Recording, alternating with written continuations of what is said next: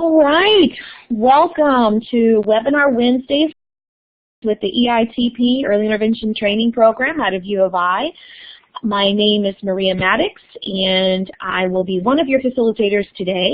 And we will be having a session on evidence-based tools for teaching play to children with special needs presented by Dr. Rob Daniels.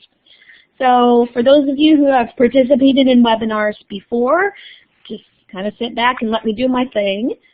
For those of you who haven't, I've got some instructions for you. So Dr.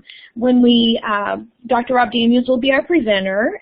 He is an executive director of the Chicago Children's Clinic and founder of the Chicago Children's Clinic, and specializes in the treatment of children with autism, social skills deficits, disruptive behavior, ADHD, and I believe a few other things. And when Rob gets on, he can tell you a little bit more about himself. Also, for today, for facilitators, you have myself, that's me, Maria Maddox. We also have Nikki Ostrowski, who is one of our principal investigators with the EI training program out of U of I. And we also have Alyssa Jones, who is our research specialist at the EI training program as well. So the three of us are kind of going to be doing some tag team things here. So you may hear my voice, you may hear Nikki's voice. I'm not sure if Alyssa's going to be talking or not, but just so you know, there'll be a few voices here. When you are done with today's webinar, you will be getting a survey you'll get a distinct email from Lucy Gamble at the EI training program, and in that email will be a survey that you will need to complete in order to get your certificate. Just a reminder that if you're all sitting in on one computer kind of watching, well, a group of you, maybe not all, you will need to make sure that you have that unique email to be able to get your credit for today's session.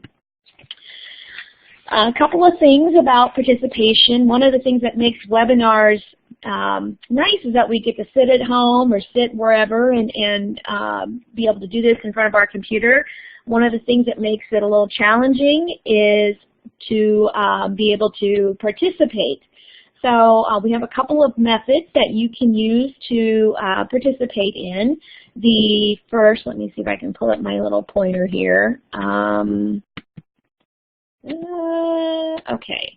The first, you will see under where it says audio and video and participant's name, there should be your name underneath there, and then right under there are 4 boxes. The first box is a happy face or a smiley face or emoticons, I guess is what I really need to say. You'll have like emoticons that you can put up there and share your thoughts in those ways. We don't really use this second one, but the third one, there may be questions throughout where our presenter might ask just for you to raise your hand and tell us how, Casey, thanks, how many of you, yes or no, whatever. So that is a hand raise option, and you can see I'm doing that on there as well. The fourth box there is what we will use for polling functions, and I'm going to explain that one a little bit more here in just a minute. So the big thing here is that you are going to be able to participate by chat. So anytime you have questions, or you want to share a strategy, or you want to support somebody else's thoughts, or just, whatever, you can use the chat box, and it's that lower box in the lower corner, and just type whatever it is that you want to type. You can, in this, over here, this little section of that chat box, you can detach it and make it bigger or smaller so you can see more of the chat if you want to. Just a reminder, we will have a few breaks within the webinar where we will take and address the questions that you've asked. So if you do have a question that comes up, don't wait. Go ahead and type it in the chat box, and we'll keep track of it. And when it comes time for us to facilitate those questions, we'll find them and remember them and bring them up. So here's our polling thing. So back to that fourth box over here, you will see that it either has a letter, which it does right now, or a checkbox. And So throughout the session, we're going to be asking a variety of different polls. You will respond by clicking that fourth box there and identify and click the response that you need.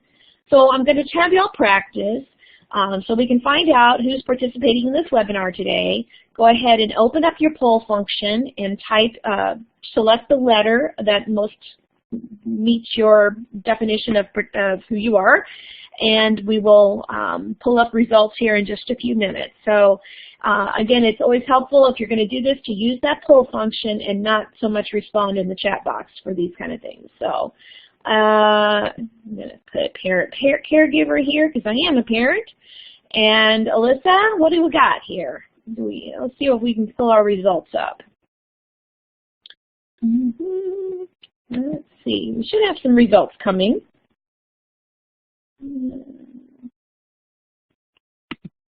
Here we go. So it looks like we've got most of you are early interventionists with a few CFC staff and parents and some other things as well. So this is how we're going to be using to address some of the questions that Dr. Daniels has for us today. Just because he was kind of curious to see specifically what disciplines. Let me clear this poll out first before you respond. Clear. Okay, so start over again. If you are an early interventionist, what is your primary discipline? And let us know who you are. We'll give you a few seconds here to respond to that. Check to see if you've got a letter by your name so that we, because if you don't, that means it was cleared out. So go ahead and reply again if you can. Okay. All right. I think we got enough time, so let's see if we can have the results. Perfect. All right. So, Rob, it looks like you've got a good mix of pretty much everybody here. PTs, OTs, DTs of folks that responded. So looks like the majority are going to be your speech and your DTs.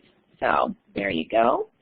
At this point, I think I will go ahead and turn it over to Dr. Rob Daniels. He can tell you a little bit more about himself, and we will move forward with the webinar. Rob? Hi, everyone. Do a quick mic check. I hope you can hear me. If you can't, I think we can hear you. Sounds good to me, Bob. Well, thank you, everyone, for joining me today. One of these days we'll have like a face-to-face option, I'm sure, but this still beats all having to schlep in winter weather to the same location and deal with traffic and parking. So thanks for setting up this forum. And this is my second or third EITP webinar, and I've done a few in person as well. I'm a licensed clinical psychologist, as Maria said, and I work primarily developing efficient strategies for agencies and schools to implement evidence-based practices. I've also done about a decade's worth of parent training, helping parents and caregivers of children with special needs to develop skills that they can implement for their own child in their own home. And so the goal that I have for you folks is to identify not only evidence-based strategies to work on play skills, but also ways to monitor progress and assess these skills so that after you've played with these adorable little people, you have an understanding of how to accurately monitor the skills you're strengthening within them.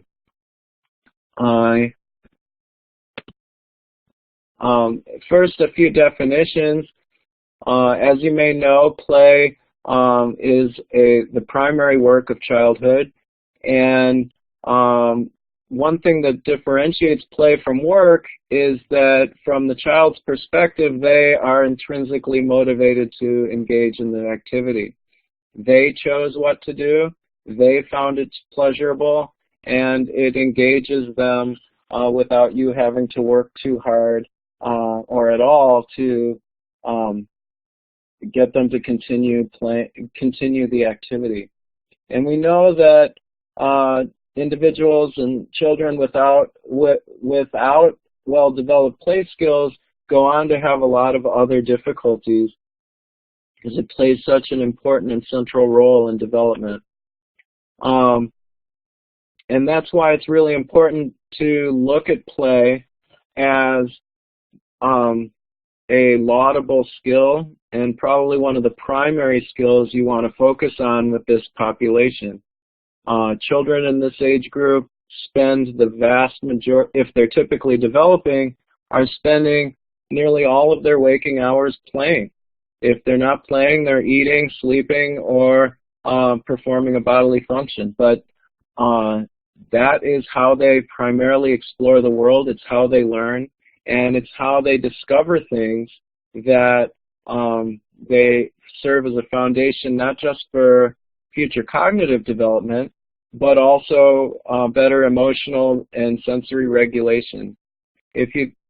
One of the sad things that Steve Jobs and Apple and Google and tablet makers have inadvertently produced is a significant lack of exploration in young children. There's a lot less you can learn about two-dimensional objects on a tablet than three-dimensional objects that you are picking up and throwing and running through your fingers. And that type of tactile and gross and fine motor exploration really does result in enhanced development and is a critically important factor. So the more enjoyable that exploration can be by teaching how to play while exploring, the more likely it is the child's going to independently decide to engage in those activities.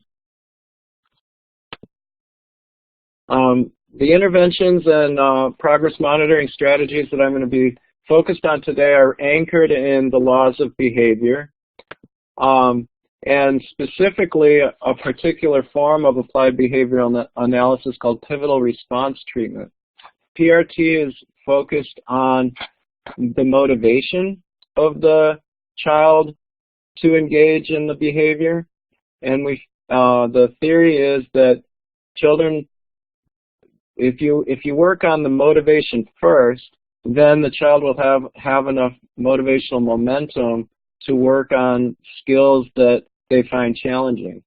If you instead work on the skill first, then what can happen is, because the child has a disability and they don't possess the adequate skill, if we're not strengthening their motivation, then they give up, become frustrated, and we get much less endurance and resilience to continue working on the skill. So it's an indirect way to actually increase time working on a skill by focusing on motivating the child to engage in the skill and really using strategies that primarily focus motivation and secondarily work on the skill. We'll go into that in more detail later on. With another conceptual foundation is that of positive behavioral support, or PBS. PBS is a large field, and I won't cover all of the background behind it, but the basic premise is to enable and empower people to participate to the fullest extent possible within their social world, despite their disability. And so even though a child may have a disability, if we can engage in strategies that teach them the skills necessary to enable them to participate in their family's life, whatever family activities are specific to their particular family and their community life, we need to really partner with the family and the community to make sure that we're teaching the skills that are most relevant for that particular child's life. Certainly we are experts in early intervention and the developmental progress and the milestones and the sort of sequence of which skills should be taught when, but there's also a lot of conversation that should occur with the caregiver so that we know that within the large number of skills that the child we're working with might be in need of developing, which ones should we prioritize that will allow them to participate most meaningfully in their family life and community life. And focus on those first, because we know that with the family life and the community life as our ally, we're going to get a lot more practice on the skills that are important. We're also going to get a lot more buy-in when we're working on skills that have been prioritized by the family. I'm sure a lot of you guys know this already, but I just wanted to reiterate it. So as behaviorists, many of you, if not all of you, studied about Pavlov's dog and classical conditioning. And some of the strategies that we're working with especially young infants, rely on this very powerful learning strategy. Classical conditioning, this is just a little visual to remind you, but basically you have an unconditioned stimulus like food that the dog would salivate for anytime it's presented. It's hardwired to do that. And then a conditioned stimulus or a bell that normally does not cause the dog to salivate at all. But by pairing the sound of the bell with the presentation of the food, we find that after the dog has learned to associate the sound of the bell with the provision of food, they start to salivate just when the bell is presented, even when there is no food, in anticipation of food.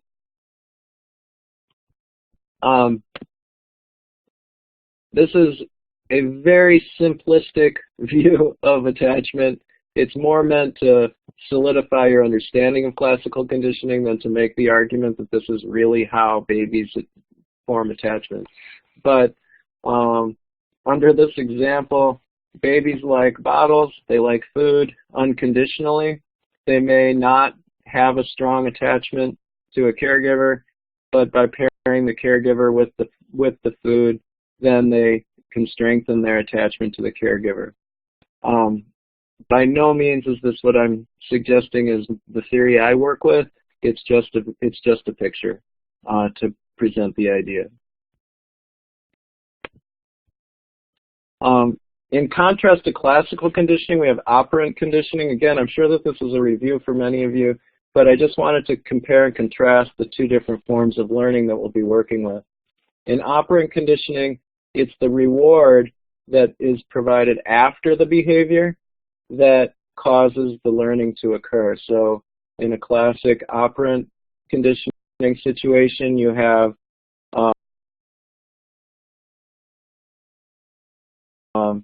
a random set of behaviors that the mouse might engage in. Eventually, a mouse will stumble upon a lever, and when they hit the lever, a food pellet gets provided to them, and they quickly learn to, out of all of the possible behaviors that they should engage in their cage, they should probably choose hitting the lever if they would like to be fed. Whereas in classical conditioning, it's really up to the experimenter or the interventionist to provide the bell or the conditioned stimulus, and that will prime the animal or the human to engage in the behavior that we're looking for, either salivation if it's a dog, or looking expectantly at for a play activity if it's a human. So at this point, this was just a theoretical background, but I'd like to find out from you how often you are working hand in hand during a session with the parents.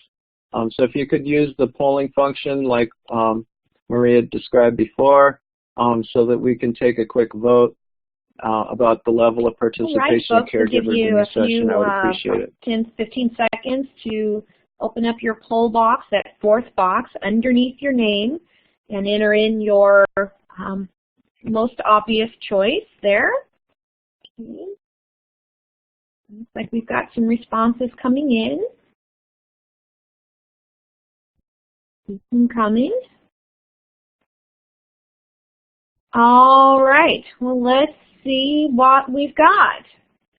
So, Rob, it looks like the majority of folks have said that almost every session there's a child's parent or guardian present. There are a few that, and then for many of them also said that every session somebody is there. But there are some there that not quite. So there you go.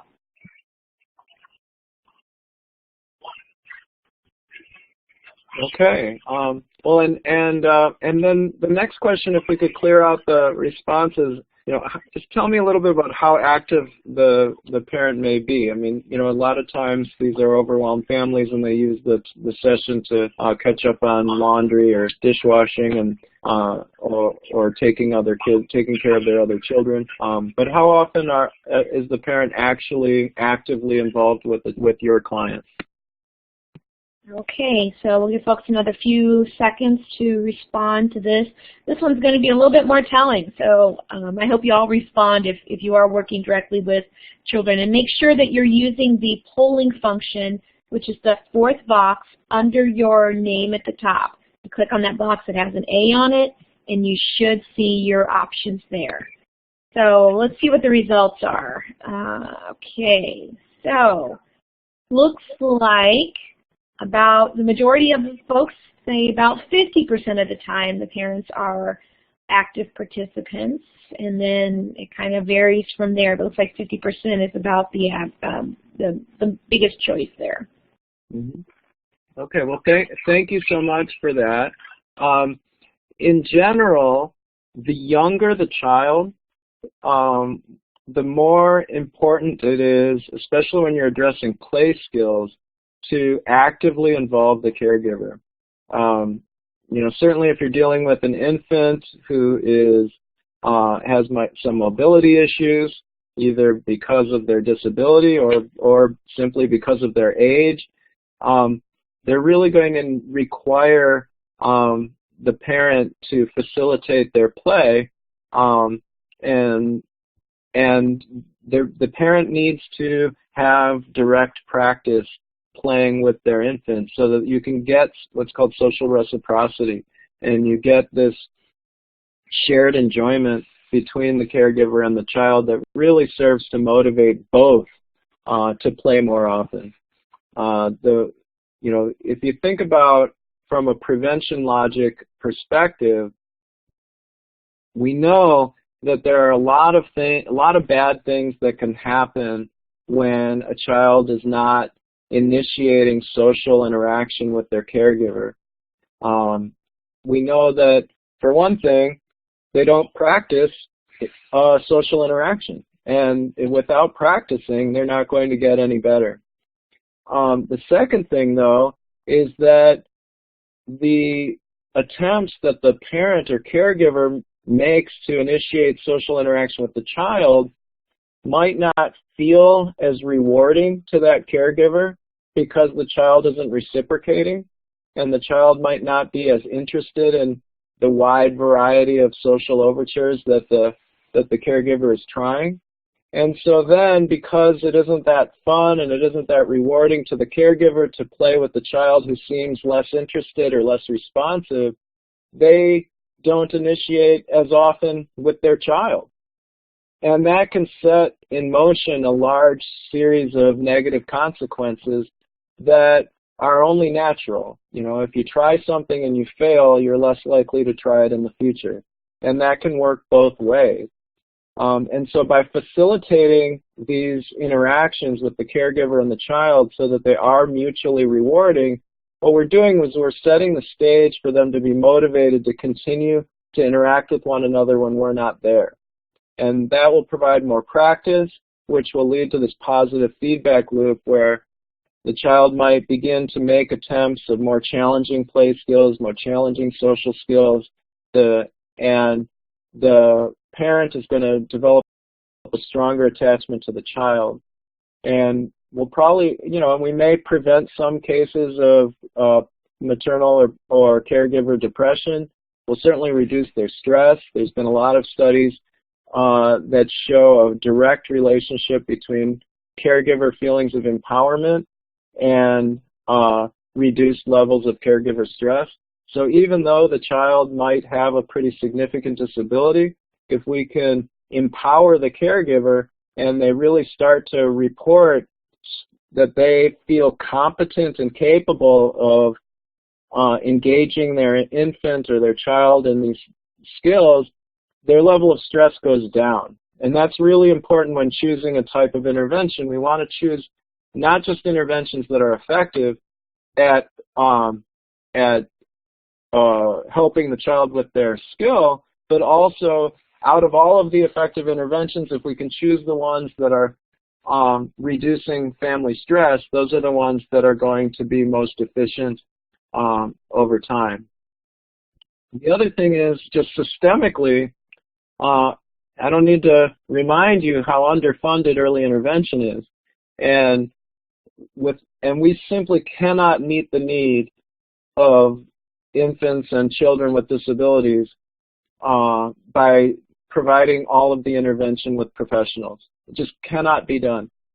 We need to empower parents and caregivers to help their own children. It's just a mathematical impossibility to provide the type of help that is needed without providing caregiver empowerment.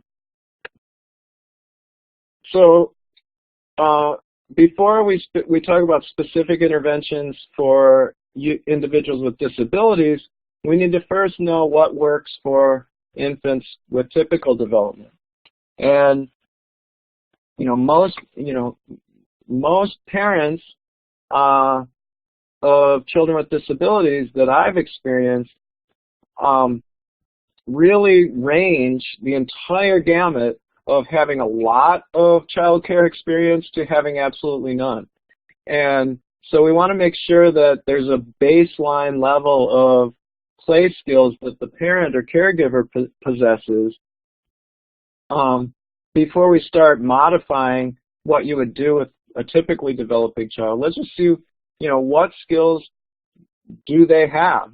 And we know that the key strategies for interacting with infants, and what draws probably the majority of you into this field, are things that you do automatically without even thinking. Like, you start speaking with a much higher tone of voice, and you speak more slowly when you're talking to an infant.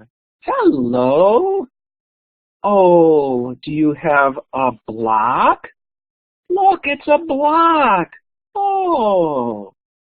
We never talk like that with adults. If I went the rest of this presentation like this, I guarantee you there'd be a lot of you leaving the webinar. But yet this is something that cross-culturally, it doesn't matter what language the child or the caregiver speaks, those intonation changes, that pace of speech is universal when dealing with infants. And yet I've encountered caregivers and parents who don't do that. They talk, or they snap at the infant, they talk with large words, they use a lot of language that couldn't possibly be within the child's vocabulary. And so it's important to model and to just start at the very, very basics so we have a foundation. The next, motion ease. Our movements are more exaggerated. They're slower. We make sure that that we're in front of the infant, not behind the infant. We enter their line of sight as opposed to necessarily waiting for them to make eye contact with us. We have most of us anyway, if we're working on the floor with infants, we have the physical coordination capable of moving into their line of sight a lot more quickly than perhaps they can direct their eye gaze and coordinate their gestures with us. So we do these things naturally. We place things in front of them very slowly. If we're going to elicit joint attention where we want to get them to pay attention to something we're pointing at, we're going to really exaggerate that point. We're going to get very animated. And finally, we're going to use a lot of gestures because infants don't have a lot of language. And so these are all things that we need to start to simply address the parent and caregiver's skill set of introducing the concept of social interactive play. We want, all children engage in all types of play, and but what we're really working towards are social interactive play, social language play, and cause and effect play, particularly in the first 12 to 14 months of an infant's life. We want that exploration and experimentation to happen, not just with objects and blocks and inanimate objects, but also with social interactions. What's it like when I am bashful, when I hide behind a washcloth, when I play with my raspberry lips and I make different facial expressions. Like, what happens? It is a cause and effect play, but it's a social cause and effect, and we want to really exaggerate those things using these very straightforward tools. So if we throw the idea of playing with an infant into the paradigm of classical conditioning, what we find are that just like food will automatically produce saliva in a dog, there are certain activities that will automatically produce joy and laughter in a child. It might be a smaller set of activities for some children than others, but there's usually at least one or two things that will get an infant to giggle, to make eye contact, or to smile. And those are the things that we would consider unconditioned stimuli. And what we want to do when we're playing with that child is make a list so that we're very organized and we know what those unconditioned stimuli are, and simply present those activities once every 10 seconds to the infant, so that the key is we do this quick burst of highly engaging, really fun activity where 100% of the activities you're presenting to the child they find enjoyable. And then we take a break. We don't want to overstimulate these little guys and girls. Their attention spans are short. And then for the children that have too small of a menu of options, that's where the idea of conditioned stimuli come in. And when we think of conditioned stimuli, these are neutral games or activities, things that most infants would find enjoyable, but for this particular infant, they don't like it that much. They don't get that excited about a game of peekaboo, or they don't get excited about having their toes nibbled, or other sorts of cause and effect games, even though most infants their age would. And those are what we consider conditioned stimuli, or activities that we'd like them to enjoy, but currently they don't. And we only want to introduce one of these at a time so that we can keep that ratio of highly engaging activities that they would freely choose to do at about 80%, and then the neutral stimuli, or things that we want them to like doing, to about 20%. So how we would do this in a session and really go about setting up a course of treatment to intervene using classical conditioning and increasing play skill is I rely a lot on video, because I find that if you're trying to take data and interact, particularly with an infant, you're going to spoil the interaction. You're going to spoil the quality of the interaction. And so you can set up a camera really easily now. That's one of the things that these tablet manufacturers are a real godsend to our field, is that the video function is really easy to work with. And then we create this list of preferred and neutral stimuli. And then we have a discussion, because certainly we don't see absolutely every activity that the child has ever enjoyed in their life.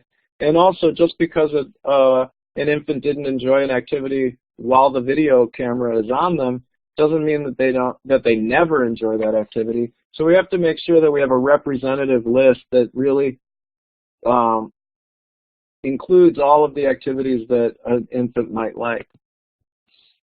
And then for the baseline session or 2 sessions, the only thing we're trying to do is increase the amount of time the infant is engaged happily with a caregiver. And at first, that caregiver is the interventionist, and then we quickly transfer that over to the child's actual caregiver, their mother, their father, grandparent, nanny, whomever is the natural caregiver for the infant. And again, we keep it very short. Once every 10 seconds for five minutes, then a nice 5 or 10 minute break where you can walk with the infant, carry them around, and reduce the level of stimuli for them. Once the baseline phase is over and we're consistently getting these high levels of affect, then we can start thinking about, well, should we add a neutral stimuli? So first thing you want to know is, can we go through this sequence of one activity every 10 seconds for 5 minutes, taking a break, then new activity, one every 10 seconds for 5 minutes and take a break.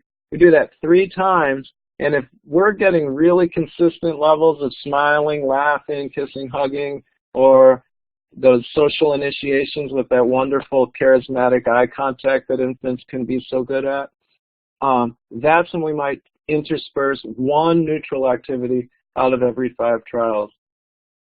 We know we're making progress when, even though we're interspersing these neutral activities, we're still getting really high levels of affect. And if we do that 3 consecutive sequences, then it's time to add another neutral activity, because we've just, by definition, moved the neutral or conditioned stimuli into the category of preferred or unconditioned stimuli. So here's some examples of what these lists might look like. And as you can see, they're all the general gist of how we play with infants. We might coo at them, play peekaboo, hug them, touch their nose, kiss their hands, rub their tummy. And particularly if the caregiver is doing this, we don't have to worry so much about, cultural factors that might make it odd for an interventionist to come into the home and start hugging or kissing an infant. That might feel really wrong. But if we can get the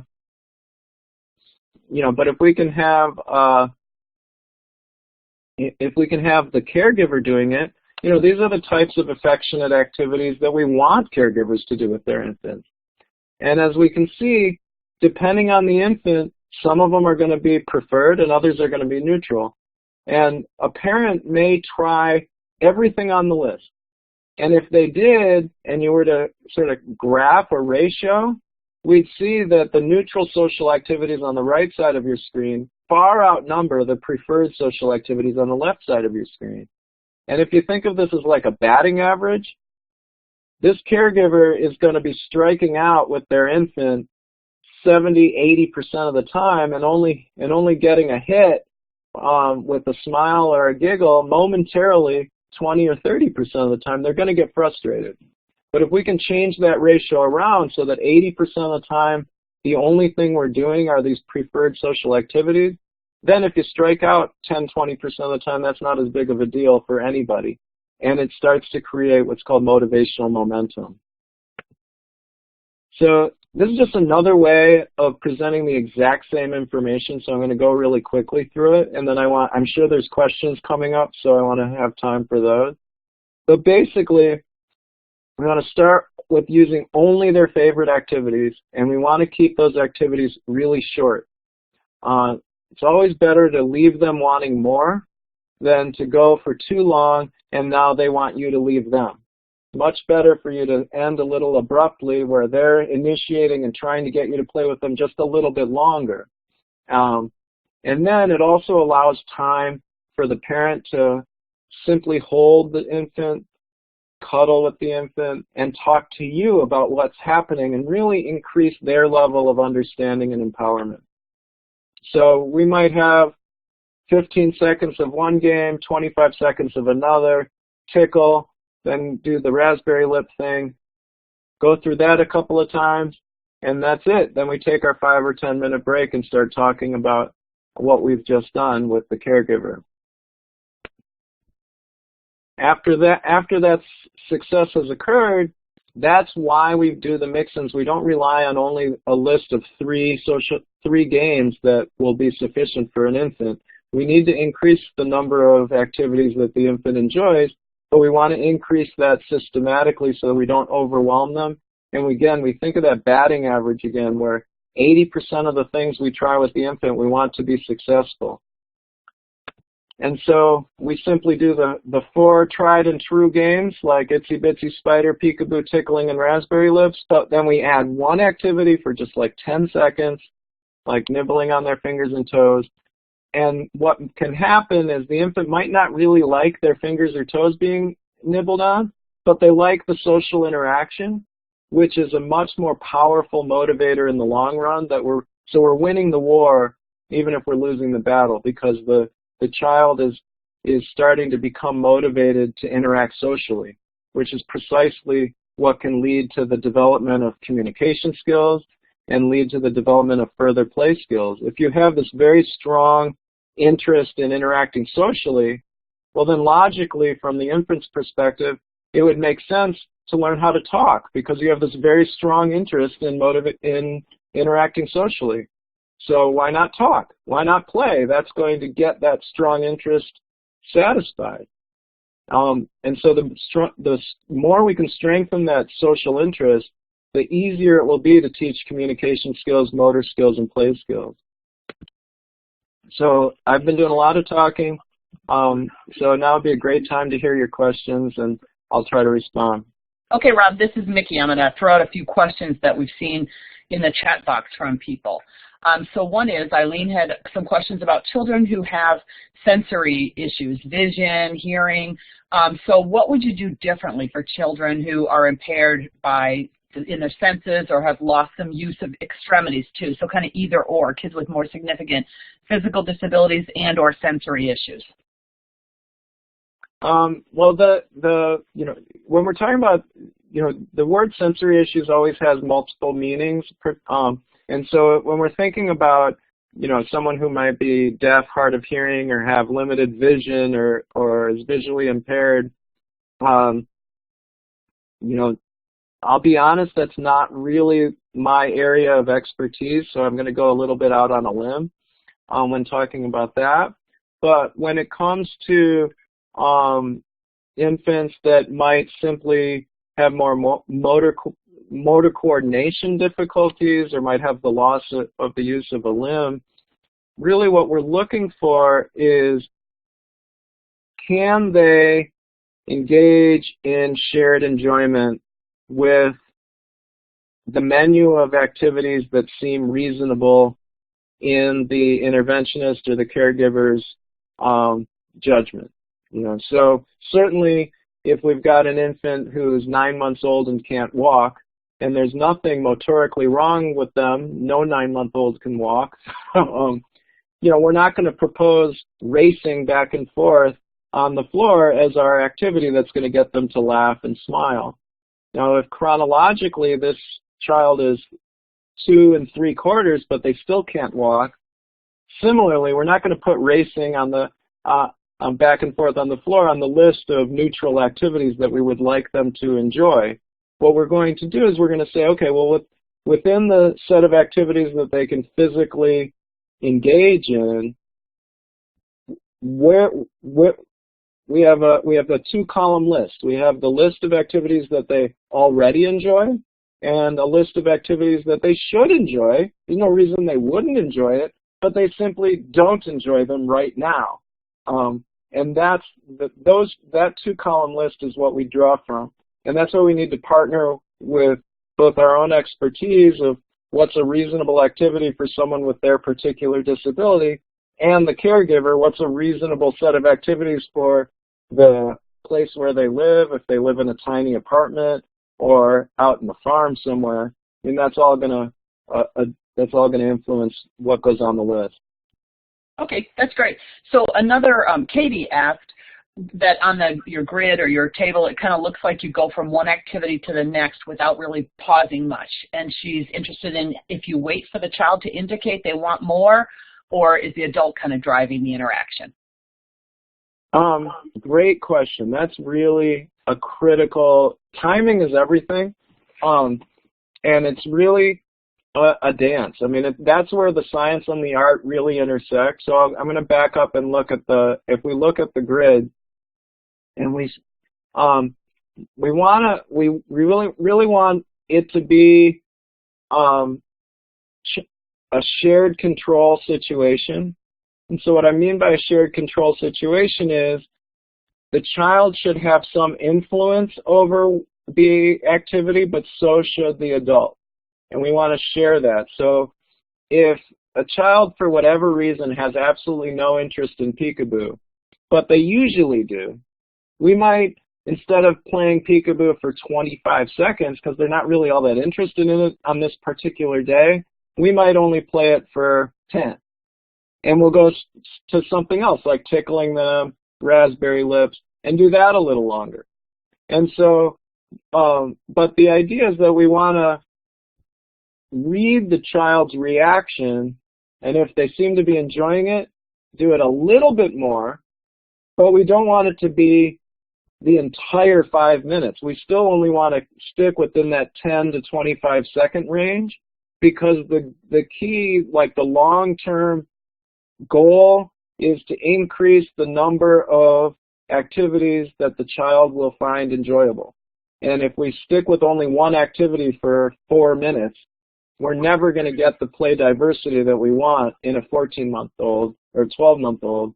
And also 12 to 14-month-olds really don't have such a long attention span normally, and if we're sort of conditioning them to play games for longer than is developmentally appropriate, we're going to end up having a problem as a result of our intervention that they might not have had otherwise. And that happens a lot when working with kids on the autism spectrum, is we lose track of the fact that this child with autism is 2.5, and a 2.5-year-old typically only plays a game for 2.5 to 4.5 minutes. And we're expecting this person to play this activity for 20 minutes, and we eventually get them to do it. Well, they're going to stand out very abnormal when they're 3.5 and they want to play games for 3 times as long as a typically developing 3.5-year-old wants to play it. And then they're going to have trouble because they feel like they're getting constantly interrupted. And part of that was influenced by the intervention approach. Not all of it, but we want to as closely mimic typical development as we can, and recognize that 12-month-olds, 14-month-olds really don't spend much time playing any particular game. Great. I think I'm going to stop at the questions, and we'll ask some more at the end, Rob. That way you can get back to your slides and kind of keep the content part going. Okay, great. Thanks, Rob. So as I was saying, the key is really to push the play skills to be more social and communicative, because that's going to really drive the relationship between the child and their caregiver, and eventually set a foundation of social and communication skills for the child to play with siblings, peers, and other kids. And the more skills that they bring to these social situations, the more skills they'll get from these social situations. And it becomes this very, like a snowball effect of just positive, bringing about more and more positives.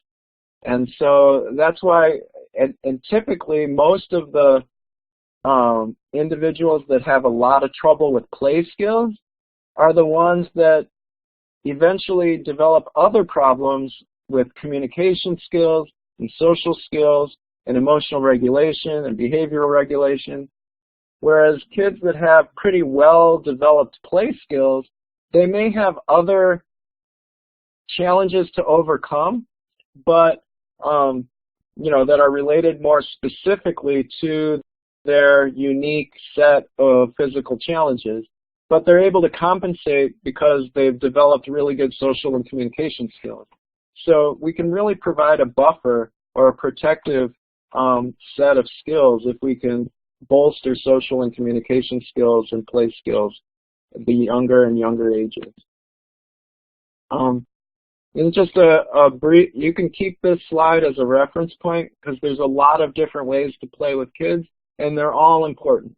And they're all play skills that all kids at all ages of development engage in. So just because someone is engaging in dramatic play, which is a higher level skill play, doesn't mean that at some point they're not going to enjoy some sensory play as well, and everything in between.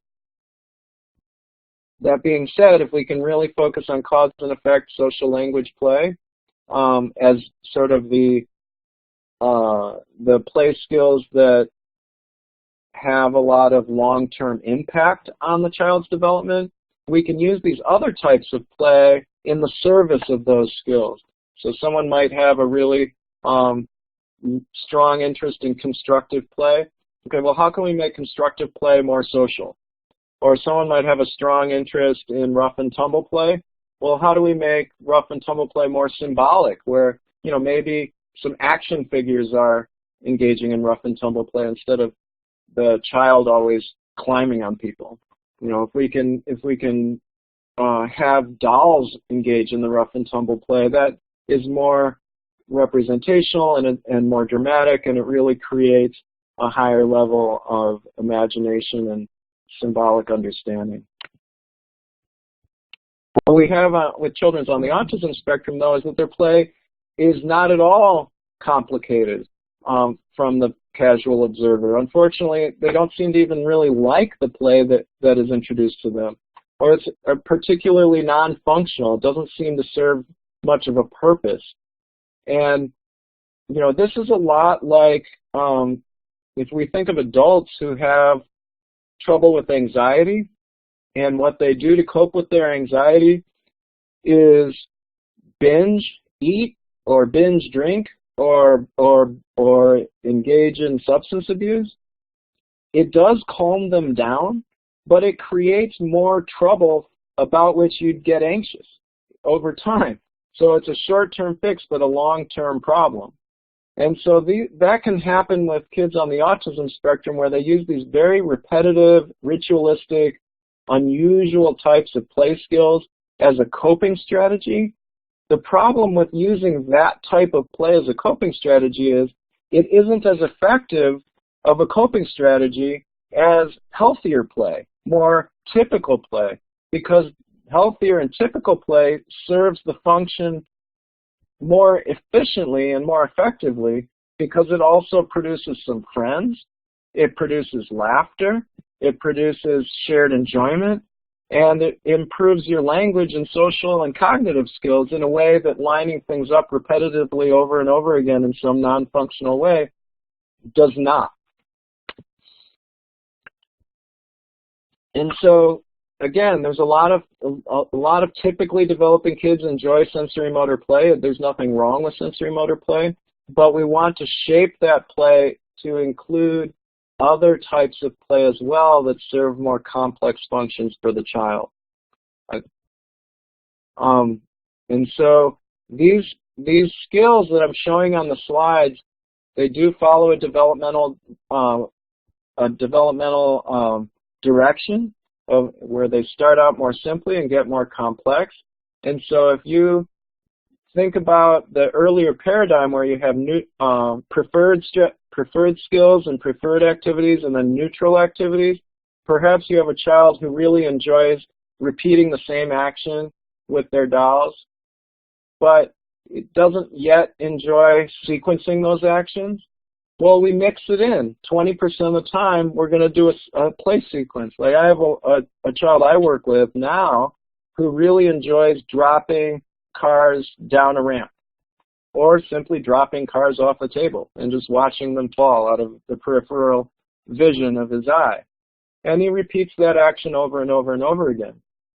Well, if 1 out of every 5 times after the car lands on the ground, it gets pushed to the bottom of a ramp and goes up the ramp and gets to the top of the elevator and then goes down, all of a sudden it's a sequencing of actions is a little bit more developmentally complex than simply dropping it in front of his eyes. And then if we can include some communication, like, what should the car do now? And he says, go up the ramp. well, now we've got some social interactive play going on. And then if we put a driver into the car, what's the driver's name? What, where are they going? And all of a sudden the play becomes much more dramatic, and then we might even eventually get to the point where the child is pretending to be in a car when it's really just a chair, and they're pantomiming the activity. So as long as you have an eye on the prize of sort of what developmentally you're aiming toward, you can introduce these neutral activities that they might not necessarily enjoy, but they're going to tolerate it because only 20% of the time you're introducing that neutral activity, and 80% of the time you're allowing them to continue those preferred activities that they've enjoyed all along. So now we'll start to look at operant conditioning, which is the ABCs. And what we have here is, classic opportunity, present a toy, behavior, get the child to reach or demonstrate joint attention, and consequence, they get a toy that they were looking at. So this is an infant who really was not very engaged at all with anyone, but really liked the jingle bell that the grandmother was shaking. And so we present the bell, we get the child to pay attention to that bell, and then we hand the child the bell as soon as they pay attention to it, which is what the child wanted.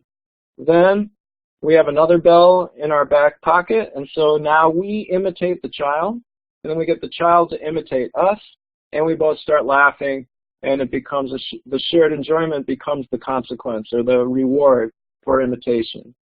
And then this child, as you can see, isn't really coordinated and is trying to crawl and reach without uncrossing his leg. But again, we can motivate the child to crawl and sustain their joint attention because now we have this bell as a carrot that really motivates them. I'm going to go through some of this more quickly because we're running out of time, but it's important to reinforce attempts and to shake things up. We don't want to always do the same stimuli every single session. I know I've worked with some beginning interventionists or sometimes the interventionist is just tired or busy, and they have their one bag of toys and they bring them from house to house and they play with every single one of their clients with the exact same exact same bag of toys. Try not to do that. Try to use the toys that the child and family currently own, because those are the toys that they're going to be using when you're not there. And if they need more toys, then they need more toys. We need to use the toys that they can afford and that are in their house, and not just bring the really motivating toys that work in session and then they never have access to for the rest of the time that you're not there. It's also fine to let them buy the same type of toys that you've had success with, but we want to make sure that we are varying the stimuli. And then in terms of reinforcing attempts, this is just logic using, if we reinforce only success and we have a child that doesn't succeed that often, they're not going to try that much. But if we reinforce a reasonable attempt, they're going to try more often, and over time they're going to get more correct responses. So normally what we would do is present these opportunities and then reinforce their attempts with toys or direct objects. But I want you to look at this last button here. Let's try that again. Embedded social interaction. This seems to be a very critical component when you're rewarding someone's attempts. We want to not just simply hand them the toy they're looking at, but we want to socially interact with them once they have the toy so that they get not only the toy, but they get you too. So maybe we're playing with the cup, we gain their attention, then we drop a block into the cup, or we drink from the cup, then we ask them to engage in something, or we reinforce their play with the cup. Like, let's say it's a pretend play activity, and we're pretending that we're enjoying our drink of the cup, and then we offer them the cup when they seem interested in it, and then they imitate us and drink from this pretend cup, or we prompt them to do that, and then we let them do whatever they want with that cup. That's how typically we used to do this.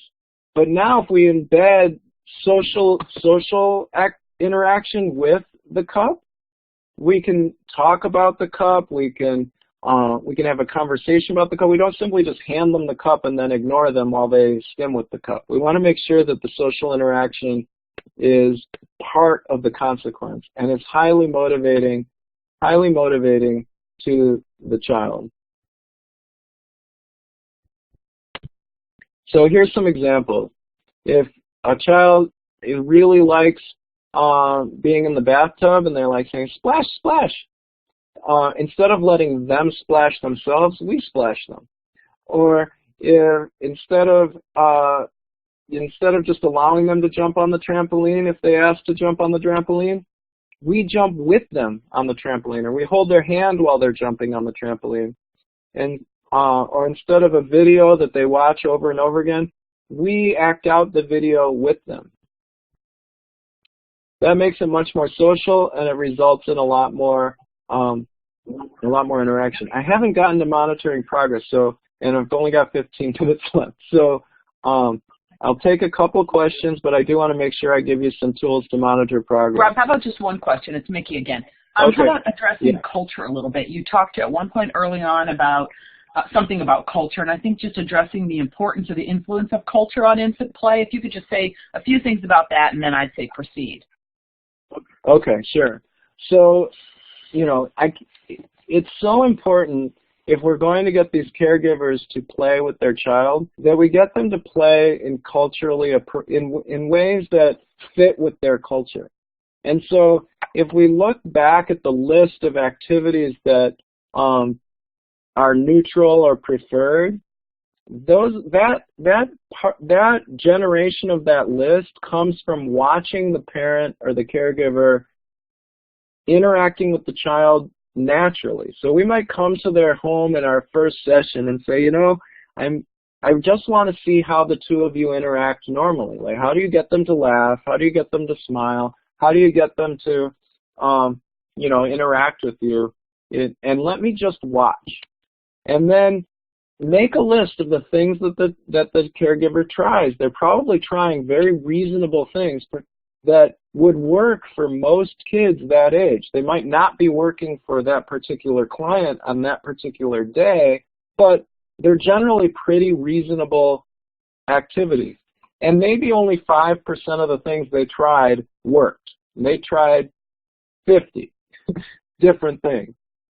Okay, we say, okay, well now we've got a baseline because we know that out of the 50 things that they tried, these 2 things worked.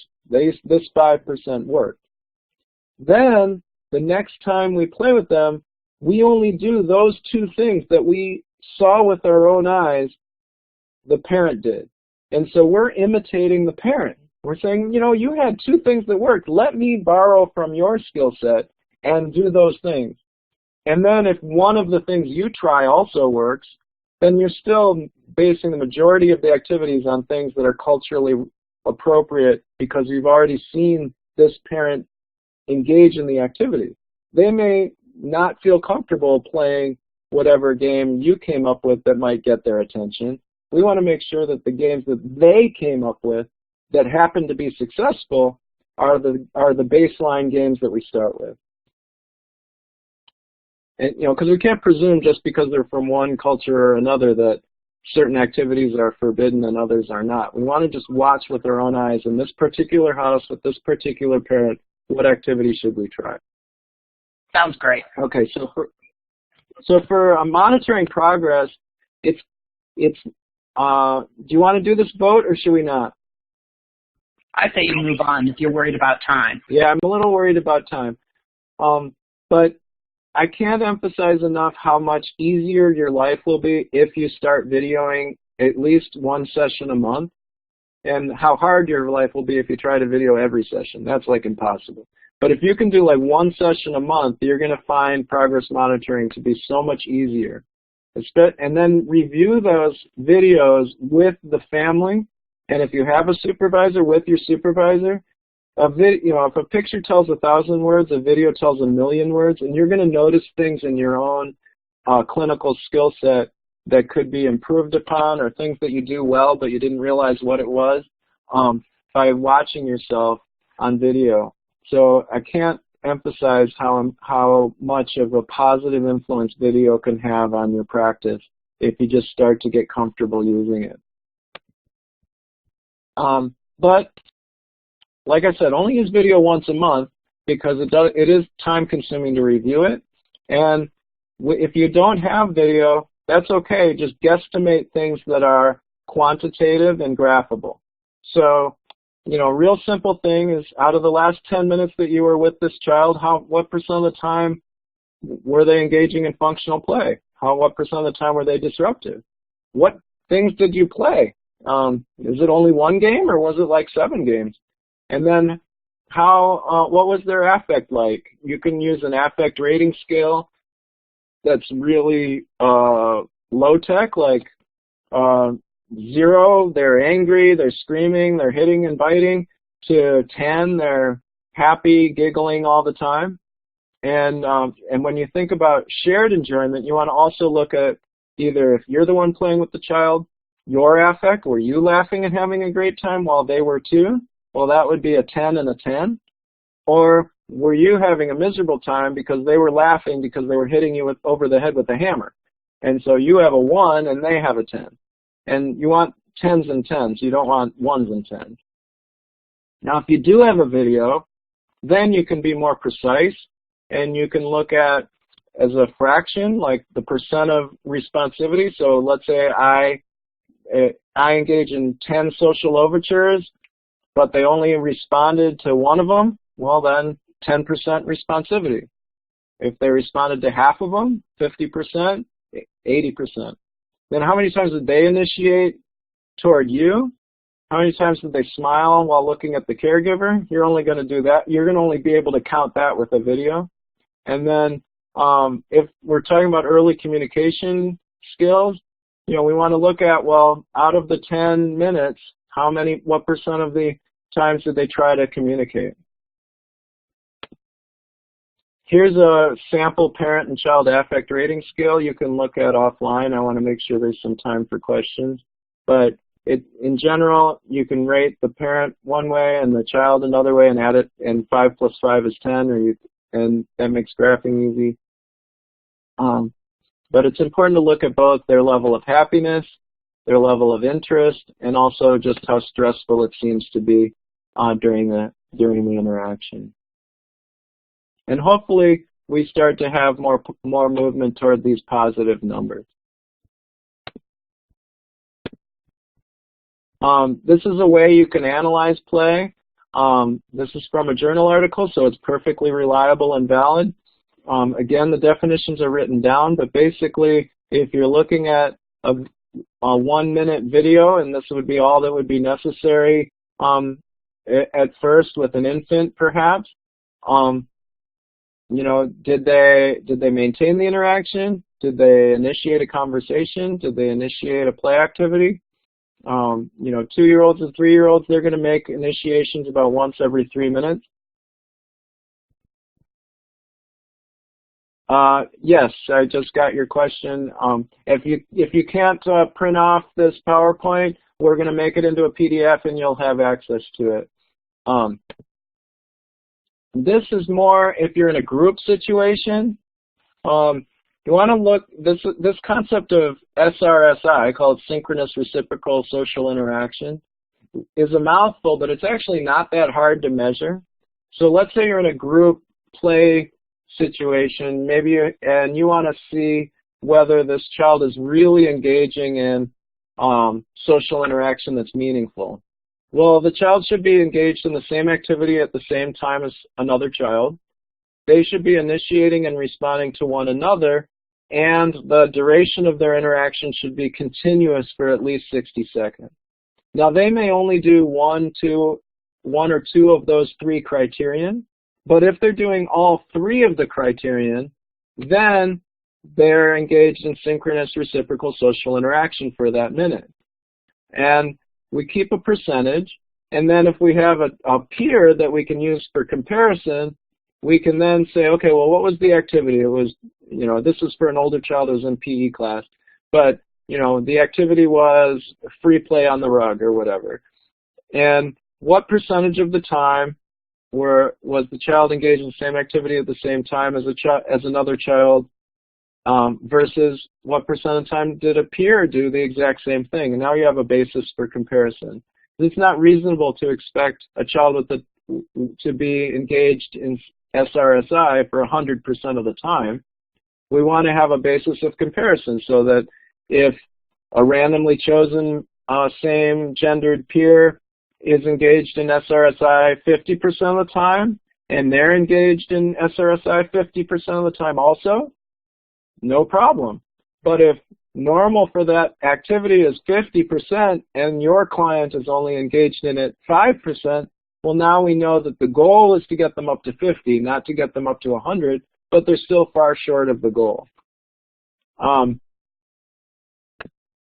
So now we've got about 5 seconds left for questions. Sorry, I ran kind of quickly at the end. No, I think don't worry about it, Rob. I think Maria's going to close us out in a minute here with some final instructions. So someone's asking if the affect scale and the SRSI are available as a resource, how they might access those? Yeah, so Maria, do you want me to just email you that as a PDF or as an Excel document, and then you can send it to participants? That'd be great. Probably if you send it as a PDF, she could probably upload it as long as they can at least see it, and then they can figure out if they wanted to buy it or go get it, where they could get it. Yeah, well, this is all free. Okay. I have journal articles where they use these as dependent measures, and then I just said, oh, that's a really good idea. I'm going to incorporate it into my practice. So none of it is proprietary. It's all free and used in journal articles. Okay, so send it to me, then I can forward it on to folks who actually get it out to people. So. Okay, no problem. I'll do that after we finish the session. Okay, so I'll give you one more final question, and then I'll turn it back over to Maria. And that had to do with your initial comment, Rob, at the beginning. You spoke about Steve Jobs and others, and, a lot of us see the influence of iPads, smartphones, technology. What are some ideas that providers, developmental therapists, early interventionists, how might they say things to parents to try to encourage them not to rely on that as a form of play for their child? I think that, it's really tough because they're so captivating. And I think you have to recognize that, they're serving a function for these parents. You have a child that is dysregulated, you hand them an iPad, and they calm right down. And then you take the iPad away, and they get dysregulated again. And so, it is very, I think you need to empathize first with the family and say, I get it. I understand why you're doing this, and it logically makes sense that you see this as an effective strategy. But what we need to do is emphasize the importance of exploration with our bodies and not just our eyes and our fingertips. And if we look at the level of obesity in this country, and we look at the amount of muscle strength it's required to use an iPad versus the amount of muscle strength that's required to keep up with a healthy 2.5-year-old that's on a playground, I think you can create like this nice comparison of what you're trying to shoot for when you're working with the parents of like a 14-month-old that might have low muscle tone. Be like, look at what the prize is. We want your 14-month-old to be able to keep up on the playground with that 3-year-old that is climbing the jungle gym, going down, and if you tried to do everything they did, you'd be like failing your stress test and going to the cardiologist because they're so active.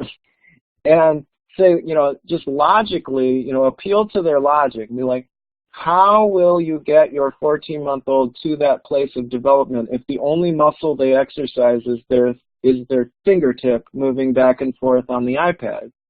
They really need to learn how to enjoy things that the parents might have enjoyed when the parent was a child too. Like, do you remember playing in a sandbox? Do you remember getting dirty? Do you remember knocking down blocks and picking them up and making forts?